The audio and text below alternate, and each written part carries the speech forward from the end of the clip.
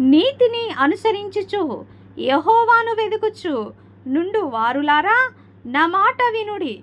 మీరు ఏ బండ నుండి చెక్కబడితిరో దాన్ని ఆలోచించుడి. మీరు ఏ గుంట నుండి త్రవ్వబడితిరో దాన్ని ఆలోచించుడి. మీ తండ్రి అయిన అబ్రహాము సంగతి ఆలోచించుడి. మిమ్మును కనిన శారాను ఆలోచించుడి. అతడు ఒంటరి అయి ఉండగా నేను అతనిని పిలిచి తిని, అతనిని ఆశీర్వదించి అతనిని పెక్కుమంది యగునట్లు చేసి తిని. యెహోవా సియోనును ఆదరించుచున్నాడు. దాన్ని పాడైన స్థలములన్నింటినీ ఆదరించి దాన్ని అరణ్య స్థలములను ఏదోను వలె చేయుచున్నాడు. దాని ఎడారి భూములు యెహోవా తోట వలె నగునట్లు చేయుచున్నాడు.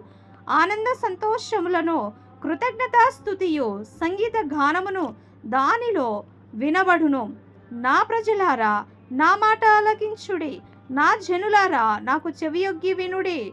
ఉపదేశము నా యొద్ద నుండి బయలుదేరును. జనములకు వెలుగు కలుగునట్లు నా విధి నియమితును. ఆమేన్. Praise the lord. దేవునికే మహిమ కలుగునుగాక.